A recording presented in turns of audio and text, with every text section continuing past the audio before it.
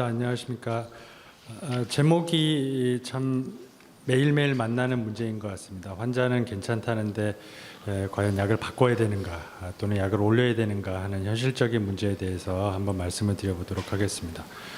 심장이 안 좋다는 얘기를 들었고 환자는 원래 그랬다, 나이가 들어서 그렇다. 근데 보호자는 아닌 것 같다, 요새 숨이 좀 더 차시는 것 같다, 이렇게 실랑이를 하는 상황이 많이 생기는 것 같습니다.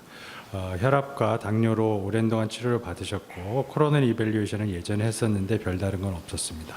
하트레이트가 좀 증가돼 있었고 혈압은 그럭저럭 잘 유지가 되시는 상황이었습니다.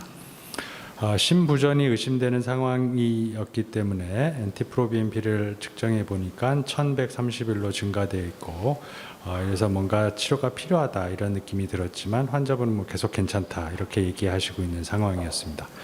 그걸 보시면 이젝션 프랙션을 측정해 보지 않더라도 일견 보시기에 HFr라고 바로 이렇게 판단하실 수 있는 정도의 수축 기능 저하가 있고 다른 지표들도 타키카디아로 인해서 다이스토릭 펑션도 저하되어 있는 그런 상태입니다. 평소에 쓰고 계시던 약제는 ARB, CCB, 당뇨에서 메트포르민, SU, 피오글리타존, 톨세마이드, 아토발스타틴 이렇게 쓰고 계셨는데 그러면 이 약제를 어떻게 할 것이냐, 하나씩 바꿔볼 것이냐 아니면 그대로 유지할 것이냐 하는 문제가 오늘 제가 드리고자 하는 말씀입니다. 새로운 약을 써야 되는가에 대해서 결국은 오늘의 결론은 약제를 A, B, C, D 순서 또는 한꺼번에 4가지 약제가 주축이 되게 바꾸는 게 좋겠다라는 게 제가 드리고 싶은 메시지입니다. 저희가 만든 가이드라인에 보시면 라스 블로케이드, 베타 블로케이드, 알도스테론 안타고니스트, SGLT2 이니비터 이게 4가지의 핵심적인 약제를 같은 선상에 놓고 권고를 하고 있고 표준 약물을 점진적 증량해서 최대 내약 용량까지 쓰는 것을 권고를 하고 있습니다. 그 이후에도 지속적으로 심부전이 호전이 안 되는 경우에는 디바이스 세라피의 인디케이션이 있는지를 찾아보고 그렇지 않다면은 세컨 라인 세라피로서 이바브라딘, 베리시과 디콕신 등을 생각해 볼 수 있는데 이 4가지 약제를 잘 사용하는 것이 환자의 예후 개선시키고 재입원을 막는 데 있어서 제일 중요한 점일 것 같습니다. 다음 환자 서머리해 보자면은 CKD가 있고 DM 하이퍼텐전이 있는 이젝션 프랙션이 저하된 심부전 환자이고 숨은 펑셔널 클래스가 본인은 2, 보호자는 3 정도로 지금 보이는 그런 환자였습니다. 처음 말씀드릴 내용은 라스 블로케이드인데요. 라스 블로케이드에 대해서 아마 이 2 트라이얼이 나오면서 이제 좀 정리가 된 것 같습니다. 같은 시기에 시행되어 있던 트라이얼이고 라스 시스템의 제일 위에 있는 레닌을 블록하는 하나의 트라이얼, 알리스키렌 트라이얼이었고요. 라스 시스템의 제일 밑에 있는 엔조텐신 2에 대한 리셉터를 블록하는 약제와 옆에 있는 BMP를 디그레데이션 시키는 네프릴라이신을 억제하는 약제를 합친 엔조텐신 네프릴라이신 이니비터 이 트라이얼이 2개가 동시에 진행되었고 결과가 나옴에 따라서 가장 좋은 라스 블로케이드는 먼지가 이 트라이얼로 결판이 나게 되었습니다. 이 트라이얼에서 더 중요한 점은 제가 느끼기에는 과연 스테이블한 하트페일리어 환자가 있는가, 본인은 괜찮다고 하는데 정말 환자가 괜찮은가에 대한 의문입니다. 이 트라이얼의 인롤 기준은 4주 이상의 이뇨제가 변하지 않고 약제가 어느 정도 안정화된 환자를 대상으로 트라이얼을 진행을 하였습니다. 오늘 중심이 되는 약제가 엔트레스토가 중심이 되는 라스 블로케이드가 될 텐데요. 잘 아시는 바와 같이 리셉터를 블록하고 옆에 있는 엔자임인 네프릴라이신을 듀얼 블록하는 약제입니다. 이 에날라프릴에 비교해서 엔트레스토가 효과가 있다는 것은 첫 번째 메시지지만 더 중요한 메시지는 에날라프릴을 쓰든 엔트레스토를 쓰든 상당수의 환자들이 이벤트가 계속 발생한다는 점이기 때문에 커브가 계속 이렇게 올라갑니다. CV 데스나 하트펠리어에 의한 하스피탈리제이션이 시간이 지나면 계속 올라가기 때문에 실제적으로 약제 용량이 변하지 않고 환자의 심톰이 변하지 않더라도 HFrEF 상태에서 심톰이 클래스 2, 3 정도 되는 심톰이 있는 경우에는 지속적으로 예후가 나빠지고 이벤트가 발생할 가능성이 많다라는 것을 시사하는 소견이어서 약제를 조금 더 좋은 약제로 바꾸는 것을 정당화할 수 있는 그래프가 아닌가 하는 생각입니다. 펑셔널 클래스에 따라서 실제 세부 분석을 해보면은 놀랍게도 펑셔널 클래스가 좋은 환자일수록 약제를 더 좋은 약제로 바꿨을 때 베너피트가 더 크기 때문에 환자가 나빠지면 약제를 바꾼다라는 것보다는 환자가 비교적 스테이블하고 증상이 경할 때 효과적인 약제를 스위치하는 것이 더 효과가 있다라는 게 중요한 이 스터디의 메시지인 것 같습니다. 또 급성기 환자에서도 역시 에날라프릴과 비교해 봤을 때 엔트레스토가 엔티프로비엠피에 대한 좋은 효과를 보이고 실제 이벤트의 감소 효과도 있어서 급성기 환자에서도 만성 환자와 마찬가지로 엔트레스토를 적극적으로 사용을 고려해 볼 수 있는 표준 치료의 한 축이 된다 이렇게 말씀드릴 수 있겠습니다. 이 결국 약값이 문제인데요. 이거는 이제 우리나라의 약값하고 미국의 약값이 다르기 때문에 미국에서는 분석을 해본 결과 하이 이코노믹 밸류가 있다 이렇게 분석을 하였고 우리나라 약가를 비교해 보았을 때도 우리나라에서 분석한 이코노믹 밸류도 굉장히 좋은 것으로 나와 있기 때문에 기존에 ACE 이니비터나 ARB를 사용하고 있지만 증상이 어느 정도 있는 신부전 환자이고 이젝션 프랙션이 40보다 낮은 환자는 엔트레스로 바꾸는 게 지금으로서는 클래스 1 인디케이션이다 이렇게 말씀드릴 수 있겠습니다. 그래서 교체 사용하는 것이 권고되고 있는 거고 급성 악화로 입원한 경우에는 첫 치료 약제로서 엔트레소를 사용하는 것도 적극적으로 고려해 볼 수 있다 이렇게 말씀드릴 수 있을 것 같습니다. 이제 보험 기준이 제일 중요할 텐데요. 드노보 하트페일리어고 외래에서 처음 만난 한 하트페일리어 환자에서는 이젝션 프랙션이 40%보다 낮더라도 우리나라의 보험 기준으로서는 ACE 이니비터나 ARB를 한 번도 사용해 본 적이 없는 환자에서 엔트레소를 처음부터 시작하게 되면은 이제 삭감의 대상이 되기 때문에 4주 이상의 ACE 이니비터나 ARB를 사용한 만성 신부전 환자에서는 이 보험 기준에 해당한다 이렇게 생각하시면 될 것 같고요. 이 부분은 바꿀 수 있게 학회에서도 지속적으로 노력 중이지만 지금의 기준이 ACE 이니비터나 ARB를 4주 이상 사용하는 환자에서만 보험이 된다 이렇게 말씀드릴 수 있을 것 같습니다. 사용하는 용량은 이 복합제로서 50ml, 100ml, 200ml 이렇게 있는데 실제로 현실 진료에서는 50ml 약제를 반으로 쪼개가지고 25ml BID로 사용하는 경우도 빈번하기 때문에 50ml BID로 사용 안 하고 25ml BID로 사용하는 게 나만 이상하게 사용하는 거 아닌가 이렇게 생각하실 필요는 없고 실제 조사를 해보면 레커멘데이션 하는 용량보다 더 낮은 용량부터 시작하시는 선생님들도 빈번하게 있기 때문에 부담 없이 사용을 적은 용량으로 하셔도 될 것 같습니다. 그래서 반복되는 말씀으로 라스 블로케이드에서는 안이 엔트레스로 교체하는 것이 지금으로서는 가장 타당한 라스 블로커의 효과인 것 같습니다. 증량은 2주 간격으로 하는 것이 일반적인 상황이고요. 입원 환자인 경우에는 계속 환자를 보고 있기 때문에 더 빨리 증량해도 상관이 없을 것으로 생각을 합니다. 그래서 처음 환자로 돌아가서 얼베살탄 쓰고 있던 환자를 발살탄 사큐비티릴 발살탄 엔트레스토 100ml BID로 교환을 했고 환자가 스테이블 했기 때문에 곧바로 150ml BID까지 증량을 했습니다. 그러면 이렇게 증량을 하게 되면 혈압이 떨어지기 때문에 평소에 사용하고 있던 CCB는 중단하기로 결정을 하였습니다. 다음은 이제 두 번째 축인 베타 블로커입니다. 심파세틱 톤이 액티베이션이 되어 있는 게 라스의 액티베이션과 더불어 신부전 진행의 양대 축이기 때문에 베타 블로커가 신부전에서 효과적이다라는 것은 잘 알고 계실 것 같습니다. 이쪽이 서바이벌이니까 비소프롤롤이 서바이벌이 좋다. 카베딜롤이 서바이벌이 좋다라는 건 잘 알려져 있고 요 커브에서는 이쪽이 모탈리티이기 때문에 메토프롤롤 서스테인드가 모탈리티가 낮다 이런 것을 뜻하는 바입니다. 그리고 하나 재미있는 사실은 베타 블로커를 어떻게 증량할 것이냐에서 혈압을 기준으로 할 것이냐 하트레이트를 기준으로 할 것이냐에서 실제로 선생님들마다 생각이 좀 다르신 면이 있는 것 같습니다. 근데 참고하실 수 있도록 말씀드리면 하트레이트가 빠를수록 예후가 안 좋다는 게 밝혀져 있고 베타 블로커 증량하는 데 있어서 혈압도 중요하지만 하트레이트가 리덕션이 얼마나 되는지가 더 중요한 타겟이 될 수 있다 이렇게 말씀드릴 수 있을 것 같습니다. 메토프롤롤의 석시네이트 이 서방형은 국내에 없기 때문에 메토프롤롤 지금 쓰고 계시는 약은 다 쇼덱팅입니다. 코로너리 CT 찍을 때 쓰는 메토프롤롤 쇼덱팅이기 때문에 신부전 환자에서는 적응증이 없다라고 생각하시면 될 것 같고 비소프롤롤은 QD 약제이고 카베딜롤은 BID 약제이고 네비볼롤은 QD 약제이기 때문에 상황에 맞춰서 이 세 가지 이 베타 블로커 중에 적절한 약제를 선택하시면 될 것 같습니다. 금기 사항은 뭐 다음과 같고 COPD는 금기 사항이 아닙니다. 천식의 급성 악화기만 아니면 일반적으로 COPD는 금기 사항이 아니고 메타아날리시스에서 메토프롤롤, 네비볼롤, 비소프롤롤 이런 약제들이 COPD 환자에서도 안전했다 이런 데이터가 있기 때문에 스테이블한 COPD 환자는 베타 블로커를 사용하시는데 문제가 없을 것 같습니다. 그래서 베타 차단제 역시 클래스 1 레코멘데이션이기 때문에 앞서 말씀드린 라스 블로케이드와 더불어 두 축이 되는 약제다 이렇게 말씀드릴 수 있을 것 같습니다.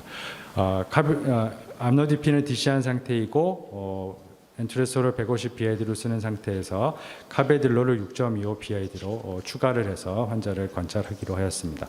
그 다음에 생각할 수 있는 약제가 라스 블로커 중에 맨 끝에 있는 알도스테론을 블록할 것인가 하는 문제인데요. 라스 블로커를 쓰더라도 알도스테론은 어느 정도 블록할 수 있지만은 이 블록하는 작용이 충분치 않고 추가적으로 알도스테론을 블록했을 때 임상적으로 이득이 있다는 것이 잘 밝혀져 있기 때문에 우리나라에서는 현실적으로 알닥톤 밖에는 약제가 없기 때문에 알닥톤을 적극적으로 사용을 고려해 볼 수 있을 것 같습니다.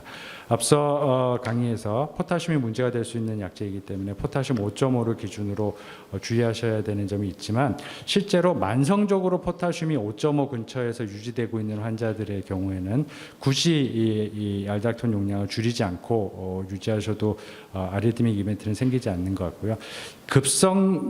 급성으로 6.0 이상 올라가는 것이 문제이고 만성으로 높은 경우에는 톨러러블하다 이렇게 생각하셔도 될 것 같습니다. 그래서 앞선 환자에서 카베딜로를 추가하였고 알닥톤을 12.5mg QD로 추가를 하였습니다. 네 가지 축 중에 마지막 축인데 SGLT2 이니비터입니다. 워낙 지금 당뇨에서 제일 핫한 약제이고 이제 보험 기준을 어떻게 하느냐에 대해서 DPP4와 SGLT2 이니비터를 병용하는 게 보험이 되느냐 안 되느냐가 제일 중요한 굉장히 큰 의료비 문제라는 걸 잘 알고 계실 텐데 신부전 환자에서는 당뇨병의 유무와 상관없이 당뇨병이 없더라도 이젝션 프랙션하고도 상관없습니다. 실제로 데이터들은 SGLT2 이니비터, 즉 NT-프로BNP가 올라가 있고 신부전의 증상과 징후가 있는 환자들은 SGLT2 이니비터를 사용하는 것이 도움이 된다라는 것들이 최근 여러 연구 결과들에서 반복적으로 관찰되고 있기 때문에 SGLT2가 보험 문제가 지금은 당뇨가 없으면 보험이 안 되지만 보험 문제만 해결된다면 좀 더 적극적으로 사용할 수 있을 것 같습니다. 작용 기전에 대해서는 잘 알고 계시니까 넘어가도록 하고요. 데이터들은 잘 나왔습니다. 다파글리플로진과 엠파글리플로진 둘 다 모두 비슷한 정도의 데이터를 보여주고 있고 이젝션 프랙션이 40%보다 낮은 환자를 대상으로 하는 데이터뿐만 아니라 최근에는 40에서 50, 50에서 60 이 구간에 있는 환자들에서도 실제 다파글리플로진, 엠파글리플로진 모두가 신부전의 재입원을 줄이는 효과가 있었고 생존율을 증가시키는 측면에서는 이젝션 프랙션이 떨어진 환자에서는 두 가지 약제 모두 공이 생존율을 증가시키는 데 크게 기여하였다 이렇게 반복적으로 데이터들이 나오고 있습니다. 근데 사용하실 때 주의할 점은 다파글리플로진이든 엠파글리플로진이든 사용한 초반기에는 오히려 GFR이 떨어지는 이러한 현상을 보이기 때문에 이 SGLT2부터 처음에 처방하시고 한 2, 3주 있다가 크레아틴을 팔로우업 했을 때 GFR이 떨어지고 크레아틴 올라갔을 때 이거는 AK가 생기는 게 아니고 SGLT2 이니비터를 썼을 때 일반적으로 관찰되는 현상이고 또 이 약제가 효과를 발휘하고 있다라고 생각하시면 될 것 같고요. 롱텀으로 가자면 플라세보군에 비해서 오히려 키드니 프로텍션 이펙트도 있기 때문에 초창기에 이 떨어지는 거에 대해서 크게 걱정하시지 않고 약제가 효과를 발휘하고 있다 이렇게 해석하실 수 있을 것 같습니다. 그래서 반복적으로 말씀드리지만 당뇨병 동반 유무와 상관없이 이젝션 프랙션이 떨어진 환자에서는 SGLT2 이니비터가 클래스 1 인디케이션일 것 같습니다. 그럼 당뇨병이 동반되지 않았다면 비보험으로 써야 되는데 비급여로는 허가가 나 있고요. 이미 비급여 상태는 아니고 적응증은 있기 때문에 다파나 엠파 공이 한 800원 정도의 지금 약제들이 비급여가 되는 상황이어서 어떻게 보면 데일리 800원이 많을 수 있고 어떻게 보면 800원이 괜찮을 수도 있기 때문에 이 부분에 대해서는 당뇨병이 없는 환자인 경우에는 한번 환자와 상의를 해보시는 게 어떨까 하는 생각입니다. 그래서 괜찮다는 환자로 다시 돌아와서 피오글리타존을 끊는 게 좋겠고 당연히 다파글리플로진 10mg를 추가하기로 하였고 약제가 볼륨 컨트롤하는 효과가 있기 때문에 톨세마이드 5mg BID를 드시고 계시는 환자분에서 5mg QD로 줄여서 이뇨제를 줄이기로 하였습니다. 그래서 오늘 말씀드린 내용을 정리해 보자면 라스 블로케이드 중에서는 엔트레스토를 선택하는 게 적정하겠고, 베타 블로커 중에서는 국내 사정에서는 3개의 베타 블로커의 선택지가 있겠고, 알도스테론 안타고니스트는 알닥톤 하나의 약제가 있겠고, SGLT2 이니비터는 다파 아니면 엠파 중에 하나를 선택하셔서 이젝션 프랙션이 떨어지는 환자는 이 4가지 약제가 공이 다 들어가는 것이 환자 이벤트를 줄이는 데 효과적일 수 있을 것 같습니다. 그렇다면 이 약제를 처음부터 4가지를 한꺼번에 소량부터 써가지고 점차 올려갈 것이냐, 또는 A를 쓰고 그 다음 환자가 오면 그 다음 비짓에서 B를 쓰고 그 다음 비짓에서 C를 쓰고 이렇게 하는 전략이 있을 텐데요. 현실적으로 환자가 방문하실 때마다 약제를 계속 애드하거나 이렇게 되면은 환자도 부담스럽고 이거를 일일이 설명해야 되는 피지션도 부담스럽고, 또 환자나 보호자, 피지션 모두 굳이 이걸 자꾸 약제를 추가하는 게 지금 해야 되는 일인가에 대해서 의문점과 일종의 이너샤가 생길 수 있기 때문에, 실제 설문조사를 해보면 나 같으면 이렇게 하겠다라는 설문조사에서 한 80% 이상의 선생님들이 환자가 처음에 치료를 시작할 때 4가지 약제를 한꺼번에 로우도즈 쿼드리플로 써가지고 비짓할 때마다 환자의 약제 용량만 조정하고 약제에 새로운 약제를 추가하지 않는 이러한 사이멀테니어스 로우도즈 쿼드러플을 더 선호하시는 걸로 설문조사가 나왔기 때문에 아마 2가지 중에 현실에 맞게 선택하시면 되지 않을까 하는 생각입니다. 실제 조사를 해보면 4가지 약제가 다 들어갔을 때 약제가 하나씩 빠질 때보다 훨씬 더 모탈리티에 대한 베너피트와 재입원에 대한 베너피트가 있기 때문에 약제의 용량보다는 4가지가 다 들어가느냐가 더 메이저 팩터로 알려져 있기 때문에 4가지가 다 처방되는 게 중요하다, 이렇게 말씀드릴 수 있겠습니다. 만약에 사이멀테니어스 쿼드로플을 한다면은 이러한 조합이 될 수 있을 것 같습니다. 엔트레스토 같은 경우는 50 BID, 딜라트렌드면 3.16 BID, 알닥톤은 12.5mm QD, SGLT2 이니비터는 유닛 도우즈이기 때문에 다파나 엠파, 공이 10mm QD 이렇게 시작해가지고 1, 2주 간격으로 환자분이 오실 때마다 하나씩 올려가는 이러한 전략으로 하게 되면 2달이 안 됐을 때 이미 환자가 맥시멀리 톨러러블한 도우즈까지 도달할 수 있는 이런 전략을 사용하시면 어떨까 하는 생각입니다. 2번째는 간략하게 말씀드릴 내용으로, 이제 환자가 다 좋아지는 경우가 있습니다. 실제로 DCMP 진단받고 약제를 잘 치료받았더니 NT-프로BNP도 거의 노멀라이즈가 되었고, 이렇게 했던 환자분이 이렇게 됐습니다. 이러면 이제 이런 약제를 쓰면서 이렇게 됐는데 끊어야 되느냐, 유지해야 되느냐를 의문이 있을 수 있습니다. 이에 대한 답은 명확치는 않습니다. 실제 랜덤 트라이얼이 스몰 사이즈로 하나만 지금 퍼블리시 돼 있기 때문에 하나의 데이터에서 근거해서 생각해 본다면 끊지 않는 게 좋겠다라는 게 지금까지 결론이고요. 그 트라이얼에서는 45% 환자에서 6개월 이내에 이젝션 프랙션이 다시 떨어진다라는 트라이얼이 란셋에 발표된 적이 있기 때문에 환자가 이젝션 프랙션이 30%에서 45%, 50%로 좋아졌더라도 특별한 이유가 없으면 표준 치료를 지속하는 것을 권고하는 게 지금의 가이드라인의 입장인 것 같습니다. 그러면 어떤 환자를 약을 끊어도 되고 어떤 환자는 계속 유지해야 되는가를 재발을 예측할 만한 지표가 지금 없기 때문에 이런 논란이 생기는 거고요.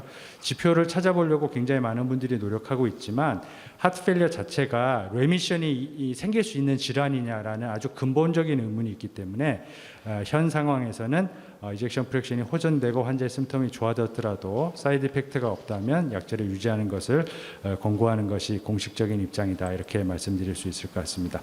서머리로 말씀드리자면 이 4가지 약제를 잘 사용하게 되면 모탈리티와 신부전으로 인한 하스피탈라이제이션을 막는 데 있어서 큰 도움을 가지고 올 수 있고, 약물 치료 이후에 환자가 증상이 좋아지고 객관적인 지표가 좋아지더라도 되도록이면 약제를 유지하시는 게 어떨까, 이렇게 말씀드려 봅니다. 경청해 주셔서 감사합니다.